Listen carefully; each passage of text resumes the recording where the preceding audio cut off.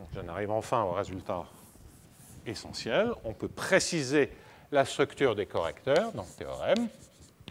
Si lambda non L, bon, ce que j'ai envie d'appeler un bon irrationnel, hein. Donc, si lambda est bon, et si les coefficients sont réguliers, donc on peut lire exactement de combien de régularités on a besoin en regardant la démonstration. C'est lié au degré d'approximation du nombre irrationnel. Je vais prendre C infini pour ne pas mesurer ça finement. Alors, la conclusion, c'est qu'il existe un correcteur, et en fait, il existe un unique U régulier, et à une constante près. Et il existe un correcteur V borné. Correcteur C infini borné. C'est-à-dire borné ainsi que toutes ses dérivées.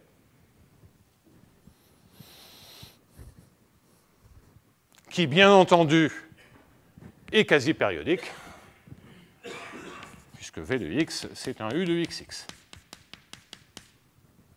Donc, évidemment, il a la même structure de quasi-périodicité que les coefficients. Alors là, quand on a ça, on ne voit plus de différence dans ce cadre-là entre l'homogénéisation périodique et l'homogénéisation quasi-périodique. Et donc, c'est une situation un peu paradoxale, hein, si on y réfléchit. C'est que lorsque c'est rationnel, c'est périodique, tout se passe bien. Lorsque c'est un bon irrationnel, la majorité des irrationnels, ça se passe bien, et essentiellement de la même manière. Mais entre les deux, très finement, à savoir pour les nombres de Liouville, les correcteurs, c'est l'exemple que je donnais en dimension 1, ils ne sont pas nécessairement bornés. Donc c'est vraiment comme un phénomène de, entre guillemets, de résonance dans l'espace fonctionnel, hein, si on bouge sur les coefficients. Alors ça pose tout un tas de questions, hein. C'est un phénomène donc violemment discontinu, la propriété cette propriété, puisque tout ça, c'est des ensembles denses, hein. Donc, c'est des phénomènes donc, violemment discontinus. Bon. Donc, si on prend un paramètre de structure, quel qu'il soit, on peut l'approcher par des situations périodiques, par des situations quasi-périodiques qui marchent bien et des situations quasi-périodiques qui marchent mal. Bon. Donc ça pose quand même un problème, hein. Je crois qu'il vaut mieux en être conscient, parce que, étant entendu que si on prétendait que ceci a le moindre rapport avec la réalité, on ne sait jamais exactement ce qu'est le nombre. Et des propriétés aussi fines que ça. Et on n'a pas exactement le même comportement. L'homogénéisation est vraie, mais le comportement à l'infini est différent, et ça a des répercussions sur les développements asymptotiques.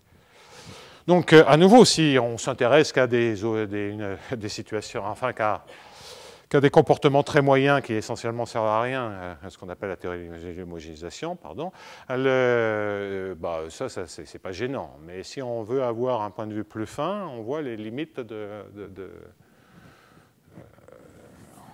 on voit en tout cas, plus que les limites, on voit en tout cas à quel point les phénomènes sont fins et complexes.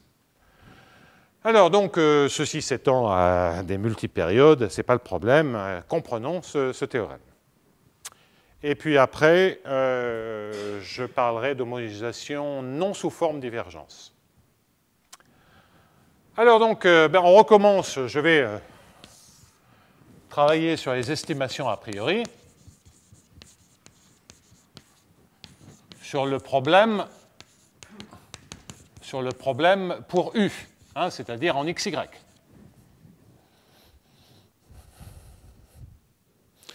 On sait déjà que formellement, et pensez, si vous voulez justifier, vous rajoutez un moins epsilon laplacien U. C'est-à-dire que le problème devient uniformément elliptique, on a des solutions définies à une constante près, et vous normalisez le U pour que la moyenne de U soit égale à 0.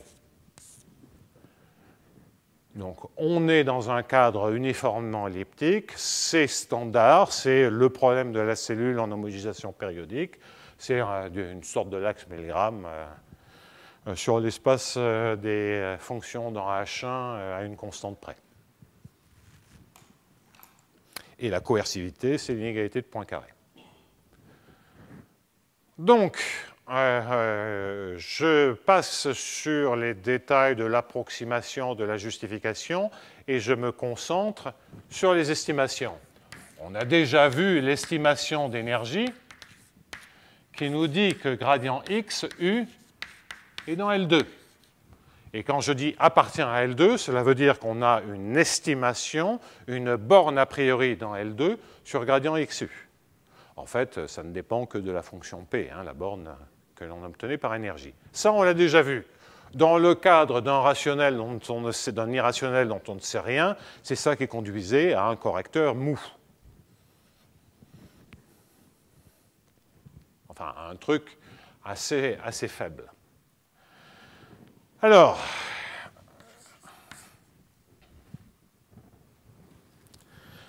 là où on va commencer à travailler, c'est de dire, en fait, si vous prenez une dérivée d'ordre quelconque, en z, z étant x ou y, mais pas du x plus y,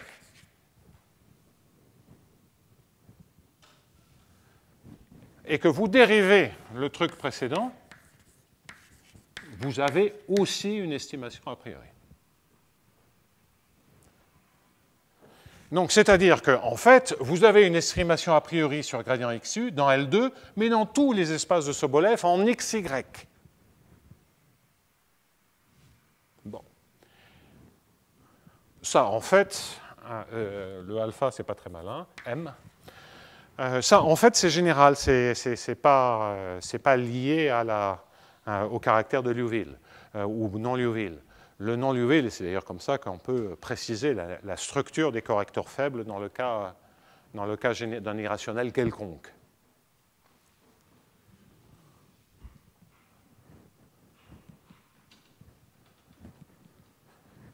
Parce que ça vous dit en particulier que ce gradient, et là c'est un gradient par rapport à grand X, hein, c'est-à-dire dx plus dy en dimension 2.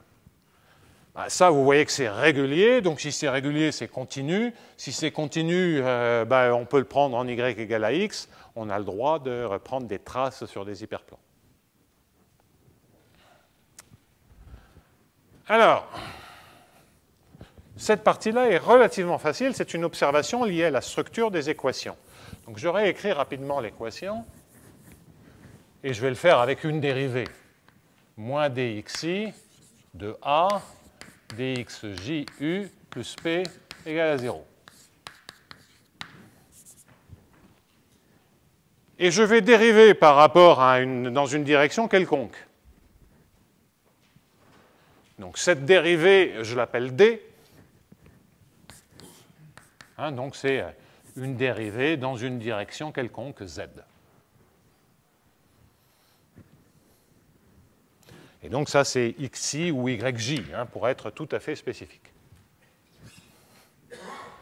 Je dérive l'équation. Qu'est-ce que j'obtiens?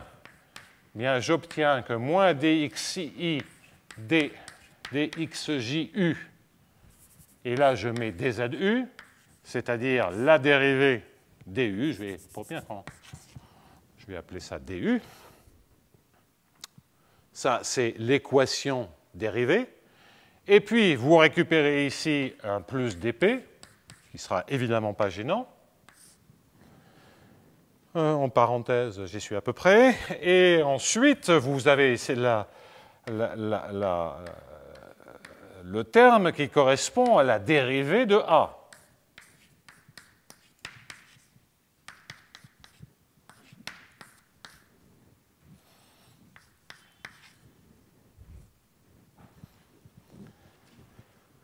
Et donc le point qui est très important, c'est qu'effectivement, quand vous dérivez une équation qui n'est pas invariante par translation, qui n'est pas un coefficient constant, vous récupérez des termes supplémentaires qui sont liés à la dépendance spatiale des coefficients, à savoir A et P. Mais évidemment, c'est A qui est plus important.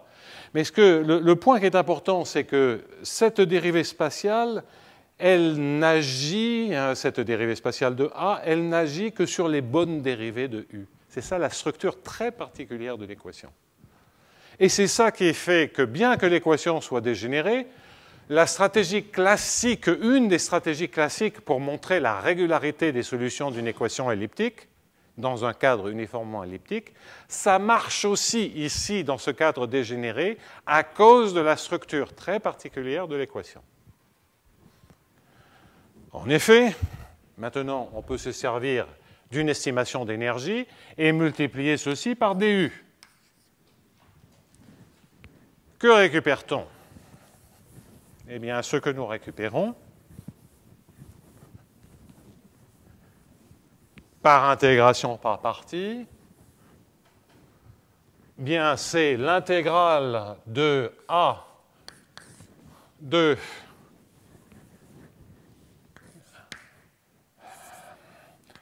allez, AIJ, je vais faire les choses lentement, dxi de du plus, bon, ça suffira, dxj de du. Donc ça, c'est le bon terme correspondant à ceci. Le terme en dp, bah, c'est le même terme qu'avant, donc ça fait un moins AIJ, ça ne change rien, mais je vais quand même tout écrire. Dxj de du, et c'est d'ailleurs un dp, pardonnez-moi, et c'est un dpj.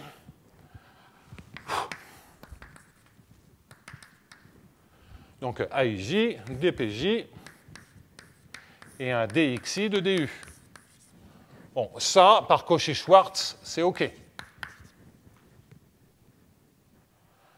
Le terme, qui est évidemment le terme auquel il faut prêter un peu plus d'attention, c'est le terme qui est en bas et dans lequel vous voyez apparaître DAIJ, DXJU plus PJ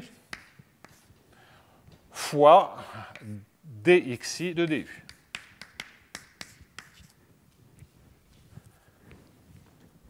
Alors, le DXI de DU au carré, on l'a ici. Donc, ça majore une partie de ce produit. Et ça, on sait déjà que c'est dans L2. Ça appartient à L2 grâce à l'énergie. Donc, c'est comme du DPJ. C'est dans L2. Et donc, vous voyez que c'est comme la démonstration de la majoration d'énergie. La première information, à savoir par énergie que le gradient XU est dans L2, vous assure en dérivant et en faisant la démonstration d'énergie pour l'équation dérivée, vous assure que pour m égale 1, D gradient XU est dans L2. Mais le grand X. Mais le D, il est quelconque, c'est une dérivée quelconque. Donc voilà la structure, je l'ai fait pour m égale 1, et puis après vous recommencez, c'est toujours la même chose. Et ça, vous voyez que, en fait, c'est un fait complètement général, ça n'a rien à voir avec du quasi-périodique. C'est cette structure d'avoir des opérateurs de dérivation, hein, qui sont les DXI et les DXJ, qui sont les mêmes, peu importe ce que vous mettez dans le reste. D'habitude, on est habitué au cas uniformément elliptique. Mais si ça, ce sont des opérateurs plus compliqués, bien la démonstration marche pareil. Mais ne vous dit pas la régularité complète, elle vous dit que les champs de vecteurs ont la bonne régularité. Okay. Donc ça, c'est complètement général. Hein. Et vous voyez pourquoi ça m'a fait penser à l'hypoellipticité. Mais il y aura des méthodes plus simples. Bien. Alors, donc, ça c'est une bonne chose, mais on n'est pas encore tout à fait au bout de notre peine, puisque ce que l'on a obtenu, c'est une majoration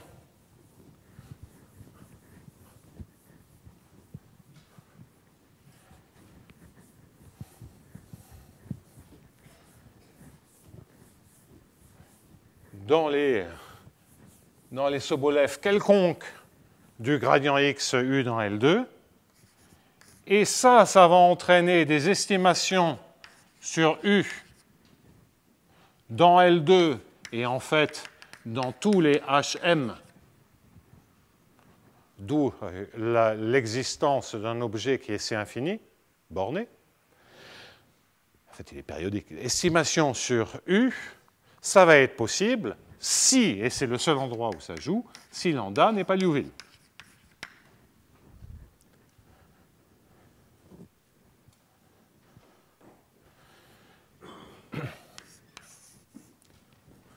Écrivons en Fourier les estimations que l'on a obtenues. Ben, les estimations qu'on a obtenues, c'est nous dire que je peux mettre ici du K2 plus L2 à la puissance m, puisque je peux prendre n'importe quelle dérivée, et que ce que j'ai ici, c'est du K plus lambda L au carré, UKL. U chapeau KL, c'est le coefficient de Fourier, en normalisant toujours 2π pour être égal à 1.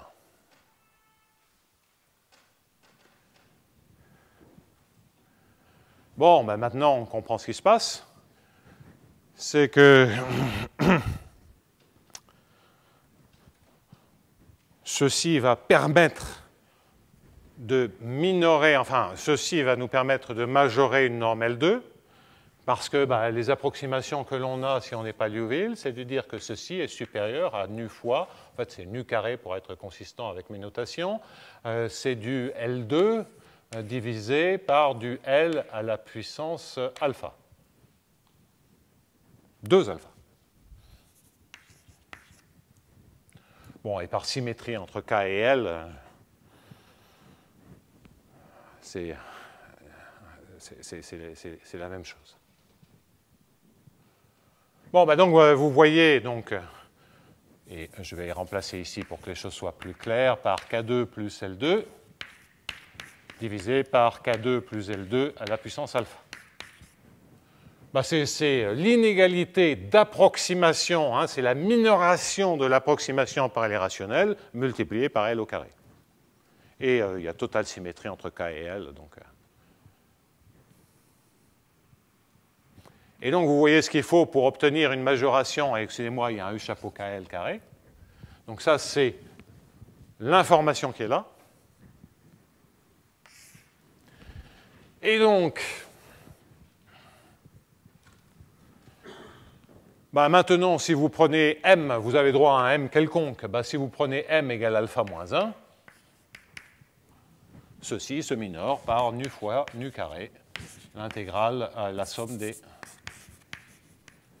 U chapeau KL carré, et vous avez la norme L2.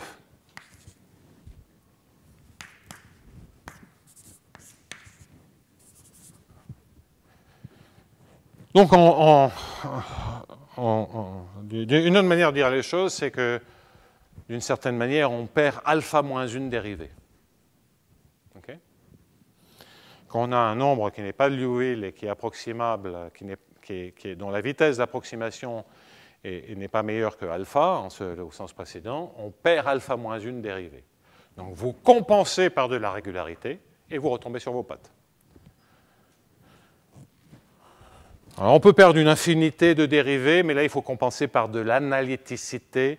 Il faut expliquer l'exponentielle. Là je dois dire, bon, je fatigue. Même en mettant des exponentielles, il y a des nombres, des supernombres de Liouville, c'est quelle que soit la forme raisonnable que l'on prenne, exponentielle, des fonctions qui interviennent dans les espaces de Gevrey, c'est des sortes d'exponentielles bizarroïdes, etc. Vous avez toujours des nombres qui sont approximables à toutes les vitesses possibles et imaginables par les rationnels. Tout est toujours possible. On est dans l'analyse, il n'y a jamais un truc définitif. Et donc, bon, à mon avis, ça ne vaut pas le coup d'aller plus loin sur la zoologie des nombres irrationnels, puisqu'il en restera toujours, qui peuvent être approximés plus vite que n'importe quoi d'explicite et d'utilisable. Et donc, et de toute façon, en régularité, on ne peut pas aller plus loin, enfin, Oui, on peut aller plus loin, mais enfin, à part analytique, ou on ne pourra pas faire grand-chose. Donc, on s'arrête là, et modulo ces propriétés fines des rationalités, on a expliqué pourquoi le U était dans L2, mais si U est dans L2, on a U dans HM, ou dans HS, il suffit de prendre M égale alpha moins 1 plus S. Vous décalez et vous obtenez la régularité HS. Et donc, le caractère, c'est infini. Donc ici, j'ai mis HM. Je vais mettre HS, si lambda est non Liouville. Et donc, 3 petits points. M égale alpha moins 1 plus S. Bon, alors dans la demi-heure qui reste,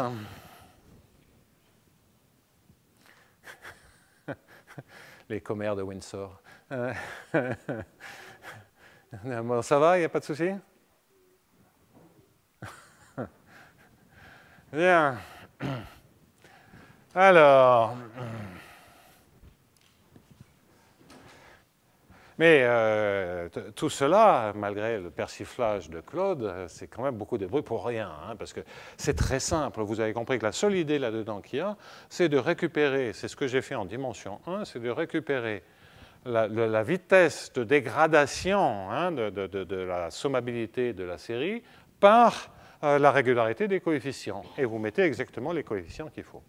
Donc, je suis allé tout doucement. Maintenant, je vais aller un tout petit peu plus vite dans le cas non sous forme divergence, parce que dans le cas non sous forme divergence, c'est quand même un peu plus compliqué, parce que les techniques d'énergie, ça marche plus ou moins.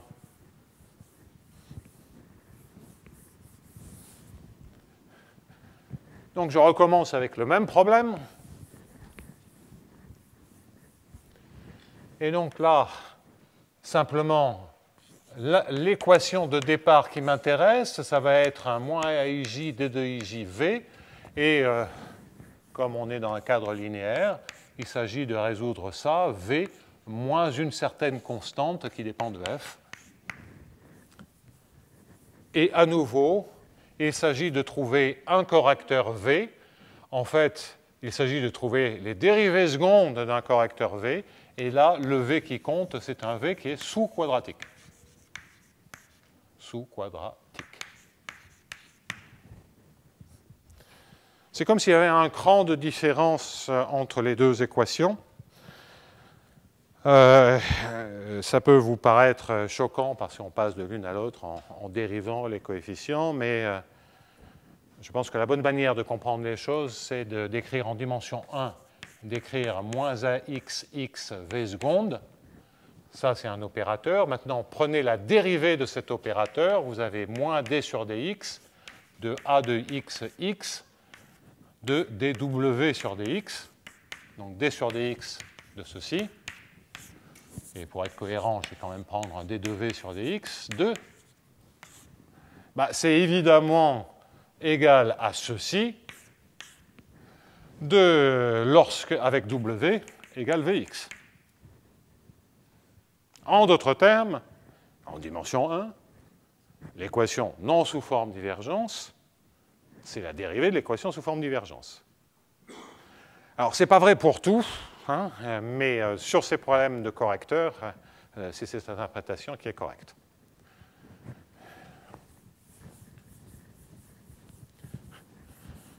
Bien. Donc, évidemment, en dimension 1, au vu de ce que je viens de faire, on n'a pas à se poser la question, c'est le même problème que précédemment. En dimension plus grande, ce n'est pas le même problème. Bon, alors là, les choses, ça se complique salement. Et les seules choses que je sais faire sont uniquement dans une situation où le rapport de période lambda n'est pas Liouville. Donc, un bon irrationnel. Je ne connais pas de résultat conduisant à des correcteurs faibles ou affaiblis. Et la raison en est que je vais passer par une première étape qui a un intérêt en soi, qui est la construction d'une mesure invariante. et qui est un intérêt en soi. Hein.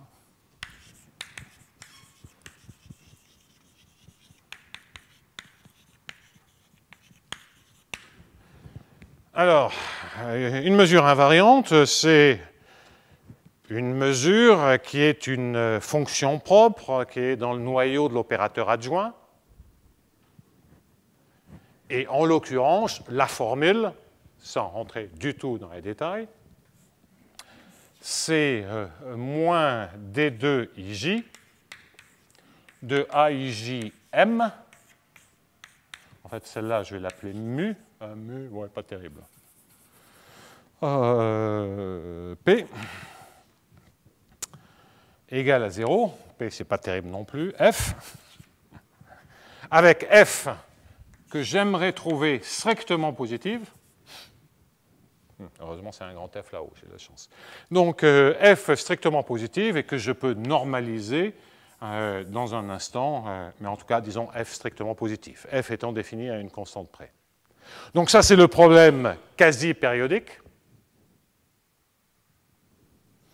Et au moins demander que F soit dans L1 uniforme. C'est-à-dire qu'il soit, je vais dire les choses plus simplement, que F soit borné. Allez, on va faire simple. Donc voilà une bonne notion de mesure invariante sur le problème quasi-périodique. Et tout ceci, comme précédemment, on va le plonger dans un problème périodique, plongement périodique, aussi bien pour le problème de la cellule, enfin pour le problème des correcteurs,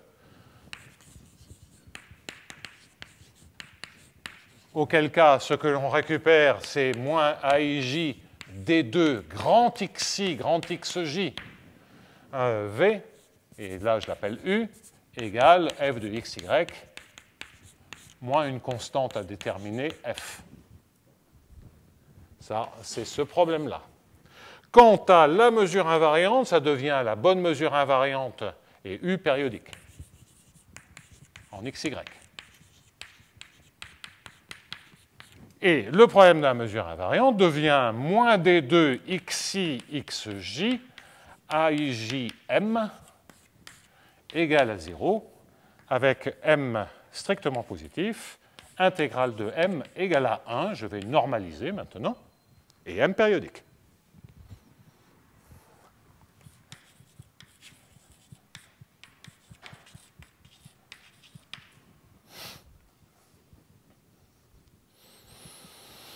Bon, alors cet objet-là, il n'est pas si simple que ça à construire parce que il s'agit de bien comprendre ce qui se passe. Si on est en dimension 2, donc prenons D égale à 1, qu'est-on et que l'on regarde l'interprétation stochastique qui est derrière cette équation, donc en décrivant A égale 1/2 de sigma, sigma transposé, on est à dxt qui est égal à sigma de xt et de yt dwt, et un dyt qui est égal à sigma de xt yt dwt, et c'est le même brownien. Ça, c'est la dégénérescence, c'est la réflexion de la dégénérescence observée précédemment, et qui est toujours là ici, puisqu'on ne diffuse, on ne dérive que dans les directions x plus y. On ne dit rien en x moins y. D'ailleurs, que vous voyez que dxt moins yt est égal à 0. Et donc le sigma, pensez qu'il est strictement positif, donc on se déplace sur la diagonale et les parallèles à la diagonale de manière aléatoire. Et sur ces diagonales, ça part dans tous les sens, c'est le brownien. Ça s'agite bien, et donc on a dans ces directions-là formellement une mesure invariante. Mais comment ça se raccorde les unes aux autres suivant ces diagonales, ces parallèles, on n'en a aucune idée. Une mesure invariante, c'est un phénomène, l'existence d'une mesure invariante est fortement liée à l'ergodicité, c'est-à-dire que vous avez derrière, caché dans l'équation, un processus qui se balade partout. explorant partout, eh bien, il passe un peu de temps partout, et donc à la fin, sur des temps longs, c'est comme s'il avait passé une fraction de son temps déterminée par la mesure invariante dans chaque endroit. Donc, phénomène ergodique. Là, c'est mal barré parce qu'on reste toujours sur la même droite. Oui, mais attention, c'est une bisectrice d'un cube, mais qui est un rectangle. Et ce rectangle, il vaut 0,1 ici et 0 lambda de l'autre. Et lambda est irrationnel. Donc, lorsque vous tracez cette droite et que vous servez de la périodicité, c'est-à-dire en identifiant ce point avec celui-ci, donc la droite, elle sort là, puis elle va repartir là, et puis etc., etc. Le fait que ça soit irrationnel fait que cette droite va remplir progressivement tout le rectangle. Si vous prenez la droite modulo la périodicité, l'ensemble modulo la périodicité est dense dans le rectangle. C'est l'irrationalité. Mais on sent bien que pour créer une mesure invariante, ça ne suffit pas. Il faut mesurer à quelle vitesse on peut se rapprocher d'un point. Et ça va être les conditions de minoration d'approximation par les rationnels qui vont le permettre. Parce que ça ne suffit pas de dire que c'est dense, sinon il y a des contre-exemples à l'existence d'une mesure invariante. Il faut pouvoir mesurer, si ça approche très lentement, vous pouvez avoir des singularités très fortes. Pourquoi ? Parce que simplement, en ces points-là, vous les atteignez mal. Et donc, le temps que vous y passez, il est nul. Ça veut dire que la mesure invariante, elle se singularise en ces points-là. Donc, attention, il y a une vraie difficulté, et c'est une question qui, d'une certaine manière, est beaucoup plus complexe que la question d'homogénéisation. Et en fait, une fois qu'on a compris l'existence d'une mesure invariante, le reste est beaucoup plus simple. Et ça, c'est une vraie question, et c'est pour ça que j'ai commencé aussi à réfléchir à l'hypoellipticité, parce que c'est une autre situation où on va avoir des mesures invariantes, et que dans un régime, et donc sur le tore, il y a l'hypoellipticité, on a des mesures invariantes, il y a le cas quasi-périodique, on sent bien qu'il y a des situations plus générales que les situations recensées d'habitude sur l'ergodicité des processus de diffusion. Sur le tore, c'est-à-dire sur une cellule périodique. Bon, alors donc, point trop d'infos, on commence, on réfléchit à ça. Alors, quelle va être la stratégie de démonstration? Toujours pareil, obtenir des estimations a priori sur M. Alors, vous pensez que vous pouvez régulariser par ce que vous voulez, et donc, le point, c'est d'avoir des estimations a priori. Alors, ce qui est sympathique là, c'est que vous en avez une qui est dans L1. Bah oui, l'intégrale de M égale, la norme L1 est prescrite. Donc là, on démarre avec quelque chose. Après, ça se gâte. Donc je vais supposer que les coefficients sont réguliers, et j'aurais dû démontrer, théorème, si lambda n'est pas Liouville, et que les coefficients sont réguliers, réguliers, alors il existe une unique mesure invariante, M, ce qui est C infini B.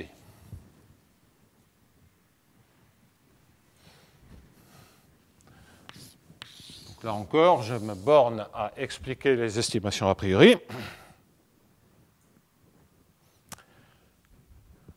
Alors on pourrait se dire, OK, cette équation n'est pas sous forme divergence, celle-ci, mais à des termes d'ordre inférieur près, c'est comme une équation sous forme divergence. Et donc, est-ce que je peux obtenir quelque chose par des techniques d'énergie? Alors, regardons ceci et comprenons-le bien. Donc, dxj aijm, dxim, ça vaut 0. Ensuite, si je développe ceci, j'en déduis donc que l'intégrale de aij dxim dxjm, ce majeur est égal à moins l'intégrale de dxj de aij m dxi. C'est toujours les grands x. Hein. Donc là, ce que je vais faire, c'est essayer de reproduire un peu les techniques précédentes. Et donc, ce que ça vous dit, c'est que la norme du gradient xm dans L2 n'est pas majorée par une constante, mais c'est majoré par c fois la norme de m dans L2. C'est Cauchy-Schwarz. Les coefficients sont réguliers, c'est ce que ça vaut ce que ça vaut. Le dxim, je peux l'absorber avec la puissance 1,5 ici, ça me laisse la norme de gradient m, mais il reste la norme de m dans L2, sur lesquelles je n'ai pas de borne, je ne la connais pas. Je sais que m est borné dans L1. Alors, l'idée, je vais essayer de continuer. Vous voyez, donc une fois que j'ai obtenu ceci, ce que je prétends, c'est qu'on peut démontrer que ds z de gradient xm, comme précédemment, si vous pensez que c'est le même type d'équation que précédemment, vous avez vu que dans la démonstration précédente que j'ai faite, en disant je dérive et je fais la démonstration d'énergie, vous avez vu que ce qui a fait marcher les choses, c'est que d'un côté, ce que je récupérais, hein, le terme difficile, c'est le terme de dérivation des coefficients, je récupérais tout à l'heure un ddx gradient xu dans L2, au carré, et dans le membre de droite, je récupérais le gradient xu dans L2, hein, c'était dérivé des coefficients, il y avait un terme qui était à un signe près, je crois que c'était le signe moins, oui, c'est le signe moins, donc j'avais ici un d de AIJ, un gradient XJ de U et un gradient XI de DU. C'était ce terme-là. Et donc, vous voyez que j'arrivais à obtenir une majoration de celui-ci par le précédent. Alors, tout à l'heure, je savais qu'il était borné, donc j'en déduisais que celui-là était borné. Mais si je peux le majorer par le précédent, à la fin, je récupère celui-ci, et celui-ci, je sais le récupérer par m dans L2. Donc j'ai, par la même technique que tout à l'heure, inférieur à C de S fois m dans L2.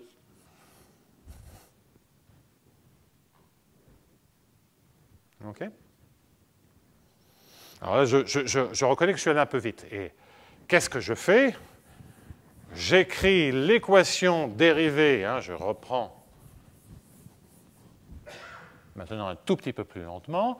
J'écris dxi xj, j'écris aij dm plus daij m.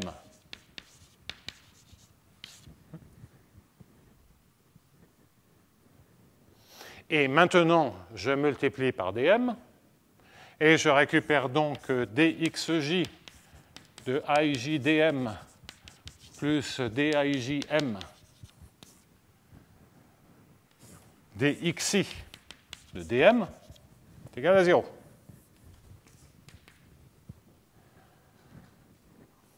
OK? Et donc, le bon terme qui est le aij du dxij dm dxi dm, eh bien, le bon terme, il va être majoré par ce que je pourrais faire sur les mauvais termes, à savoir dxj de aij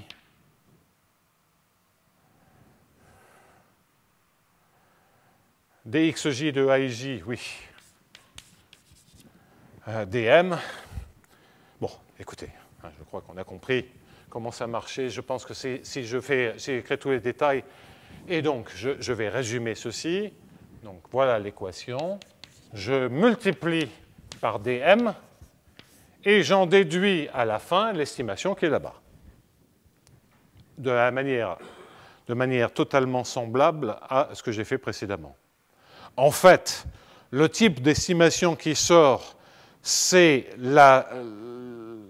toutes les normes précédentes de gradient xm, de S-1 à 0, et toutes celles-ci par récurrence, on peut les majorer par ceci. Donc ça c'est vrai, on ne se sert pas du fait qu'on ait un nombre de Liouville ou pas, mais c'est maintenant pour pouvoir remonter à du M et à une estimation sur M que dont je vais me servir de Liouville. En effet, hein, souvenez-vous, c'est que ceci va se majorer par, si je me souviens bien, ceci c'est un contrôle de M dans H, je crois que c'était S moins alpha moins 1, non? Il me semble que pour avoir la norme L2 précédemment, je prenais S égale alpha moins 1.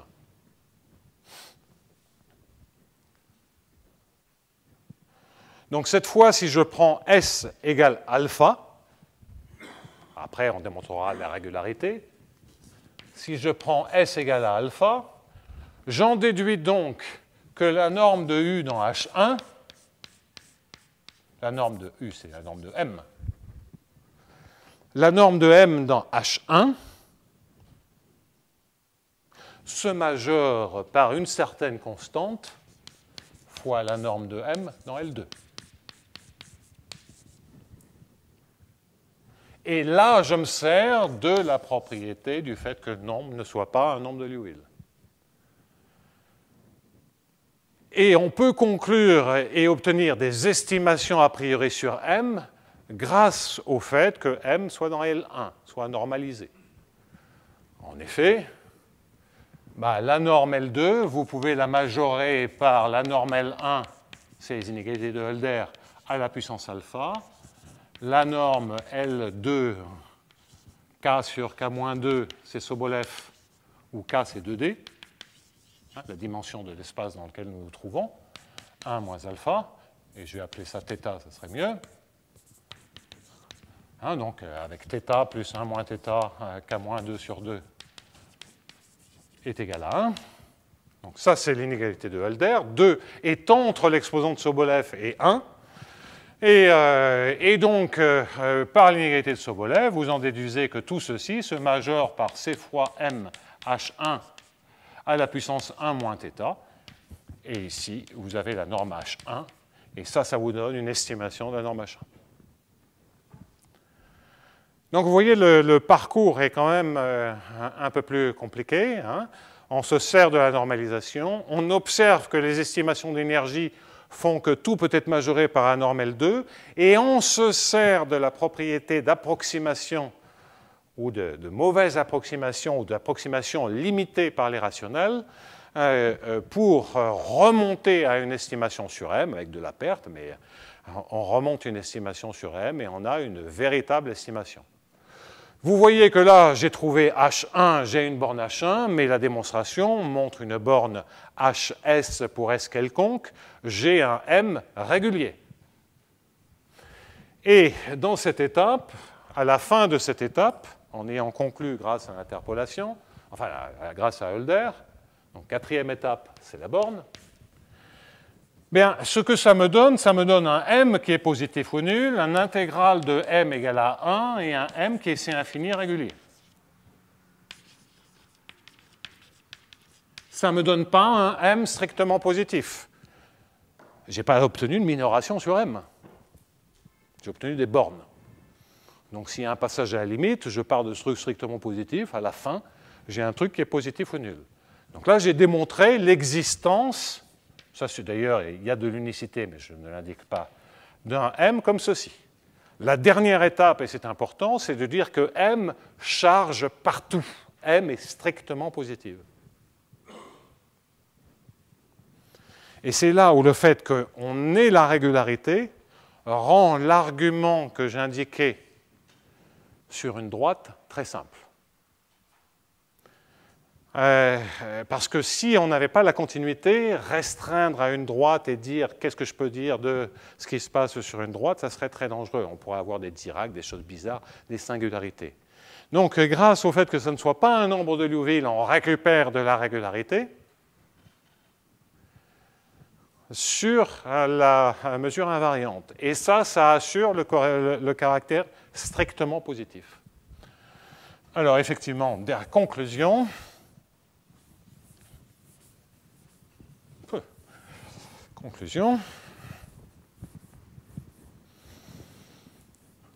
Eh bien, la conclusion, c'est cinquième étape, c'est de démontrer que M est strictement positif.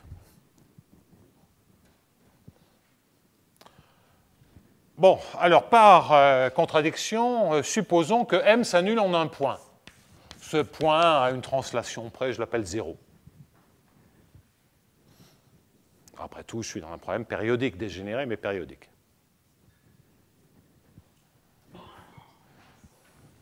Bon, allez, j'ai du mal à faire ça. Donc, M de x0, y0 égale à 0. Et sans restreindre la généralité, on peut supposer que x0, y0 est égal à 0. Bien, je préfère écrire les choses comme ça. Bien. Alors, on va regarder f de x égale m de x et de x. On va se restreindre sur les diagonales. Et on écrit sur ces diagonales-là que moins d petit xi de ij de x et de x dxj petit xj de f, ça a été fait pour, est égal à 0. Mais maintenant, c'est uniformément périodique. C'est uniformément elliptique. Sur la droite, sur chacune des bisectrices, c'est uniformément elliptique. Le principe du maximum fort, et d'ailleurs, j'ai écrit la mauvaise équation, c'est moins 2 dxi dxj. C'est le problème dual. OK. Donc, sur cette bisectrice, x égale à y, j'ai maintenant une équation uniformément elliptique avec un f qui est positif ou nul. Eh bien, le principe du maximum fort vous dit que lorsque vous avez une fonction harmonique pour un certain opérateur elliptique qui est positive ou nulle, ou bien elle est identiquement nulle, ou elle est strictement positive. Et elle s'annule en 0.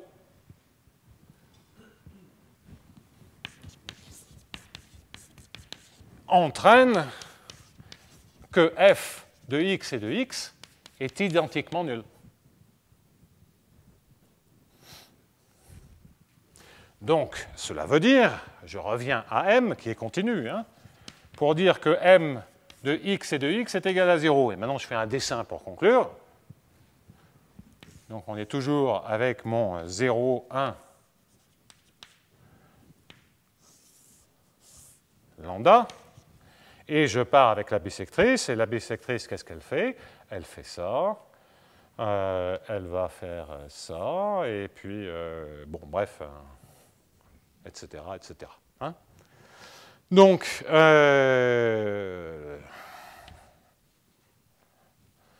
ça, c'est le premier pan, le deuxième pan, le troisième pan, etc., etc. Et ça, quand vous faites ça, vous avez une droite qui remplit, c'est toujours l'irrationalité. Bon, là, je fais le dessin en dimension 2. Je ne peux pas faire un dessin comme ça en dimension 2D, mais c'est le même principe. Donc, vous avez ici quelque chose qui va remplir tout le cube, et donc, ceci, quel que soit x, avec la périodicité en xy, et le caractère irrationnel de q, vous entraîne, et que m est continu, vous dit que m s'annule sur une partie dense de mon cube, et donc m est identiquement nul. Donc, si m s'annule en un point, m est identiquement nul, contradiction avec le fait que ça soit une mesure de probabilité. L'intégrale de m égale à A. Donc, ça ne peut s'annuler nulle part. Donc, vous voyez que là, on ne se sert pas du fait que ce soit Liouville ou pas Liouville. Ce qui sert, c'est la continuité. Je n'ai pas de singularité pour ce qui se passe d'une tranche à l'autre. Est-ce indispensable, j'ai la faiblesse de le croire. Je n'ai pas essayé, je n'ai pas eu le temps, ni l'énergie, ni la volonté d'étudier des contre-exemples, mais en dimension 2, c'est quand même très explicitement calculable. Parce que sur les droites, c'est quand même essentiellement explicite. Mais les petits calculs que j'ai faits montrent qu'il y a une difficulté, c'est-à-dire qu'un objet régulier ne peut pas exister. Que ce théorème n'est pas vrai tel qu'il est, ce que je viens de dire là, et M strictement positif, hein, je réinsiste bien là-dessus. Ça, c'est pas vrai si on ne suppose pas que le nombre n'est pas un nombre de Liouville. Donc ce n'est pas vrai pour un nombre de Liouville en général. OK, donc voilà encore une autre propriété fine. Et enfin, on conclut avec l'homogénéisation, puisque maintenant, on peut étudier muni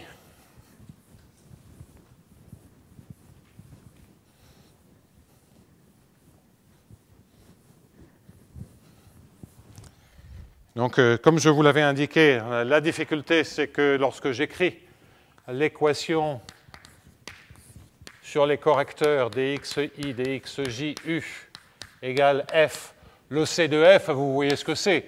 C'est l'intégrale de fm. C'est fait pour. C'est la définition d'une mesure invariante. Si vous multipliez par m, il faut que ça fasse 0. Bon, déjà, ça identifie la constante.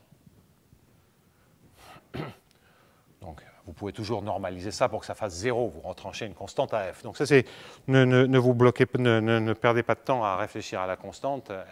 Elle n'a aucune importance.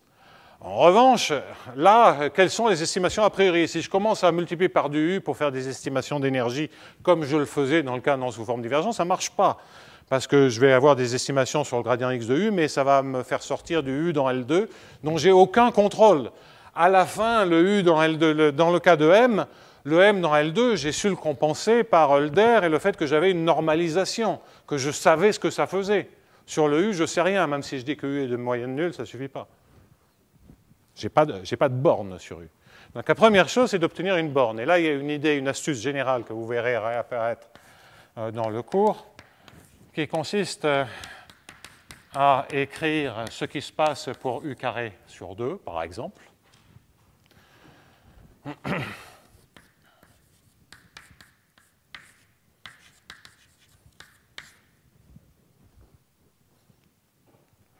OK.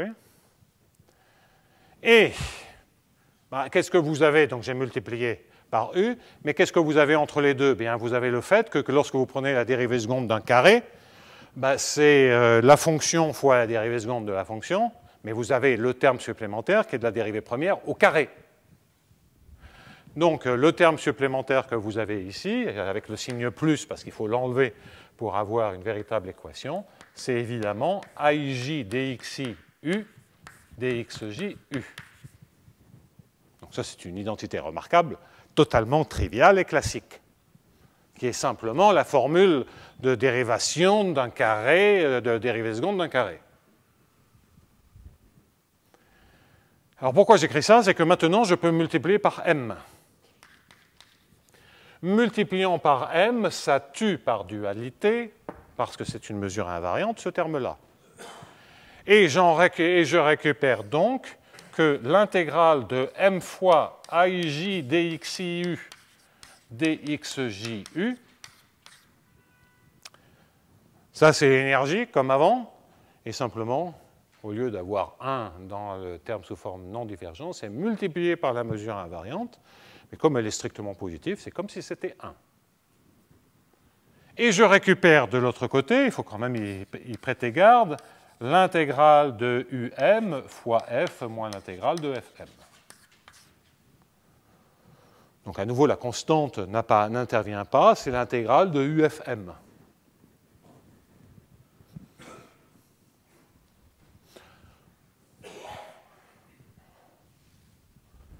Alors, j'ai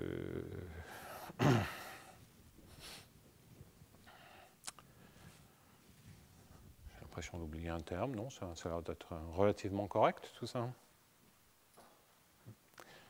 Alors, on pourrait se dire, oui, ce terme-là, si je choisis une constante près, je peux peut-être gommer ça. en choisissant bien la constante. Non. Parce que c'est le fait que j'ai f moins sa moyenne et multiplié par m me montre que c'est invariant. Ça ne voit pas les constantes dans U. Donc ça, vous pouvez dire ça se majore par la norme L1 de U. C'est un tout petit mieux que ça se majore, c'est U à une constante près. Bon, ça ne change pas grand-chose. Mais donc, ce que l'on en déduit dans cette étape, c'est que gradient XU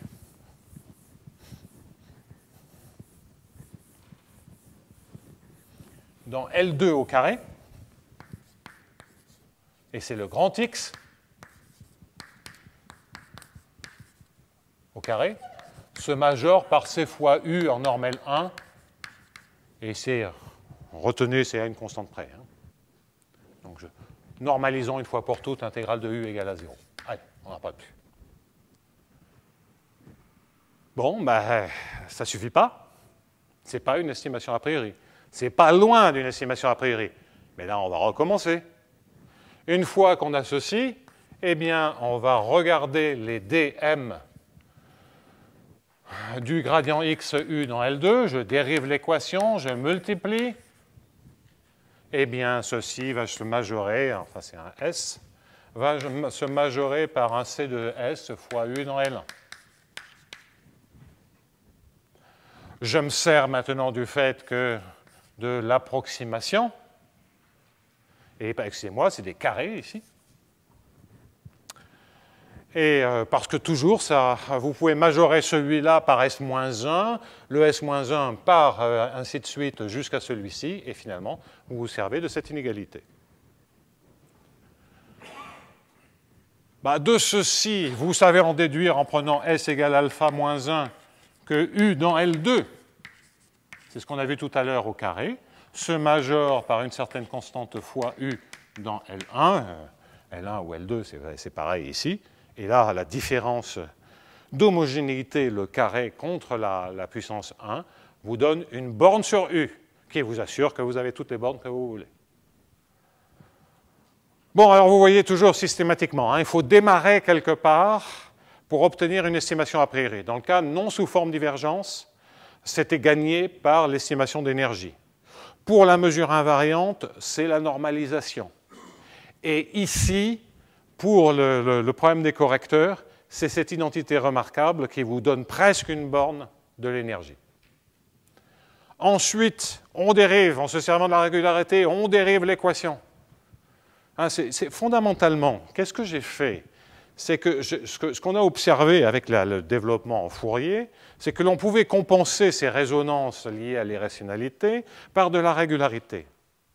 Le problème, c'est que quand j'écris une solution d'une équation elliptique, qui n'est pas à coefficient constant, je ne sais pas écrire une formule pour sa série de Fourier. Si j'avais une formule opérationnelle pour ces séries de Fourier, ça serait fini, je ferais exactement la majoration comme en dimension 1. Ça, on ne peut pas le faire. Donc, je passe par des techniques d'ellipticité pour démontrer la régularité du U et compenser l'irrationalité par le nombre qu'il faut de dérivés. En général, c'est toujours de l'ordre de alpha moins 1 où alpha est le degré d'approximation. Donc, mais même quand on a les bons nombres, les meilleurs nombres au sens qui ne sont pas de Liouville, c'est-à-dire avec un alpha égal à 2, alors pour alpha égal à 2, on s'est approché avec des 1 sur Q carré, n'importe quel irrationnel. Donc pour alpha égal à 2, ça veut dire approcher, c'est quelle est la meilleure constante. Donc je vous rappelle ça, ça doit rappeler de vieux souvenirs à un certain nombre d'entre vous. C'est qu'on s'est toujours trouvé effectivement, je ne sais plus quelle est la meilleure constante, si c'est 1,5 ou 0,43 ou je ne sais plus, enfin il y a toute une littérature sur trouver les plus petites constantes telles que les plus petites constantes telles qu'on ait une infinité de Q avec cette inégalité, mais quel que soit l'irrationnel, je ne sais plus si c'est pour C égale à 1, oui ça pour C égale à 1 c'est trivial. Donc pour C égale à 1, on a une infinité de tels Q, on peut descendre un peu plus bas, c'est les choses connues, c'est les développements en fonction continue, c'est les trucs comme ça. On sait descendre un peu plus bas, mais il y a des nombres où on reste coincé à des tout petites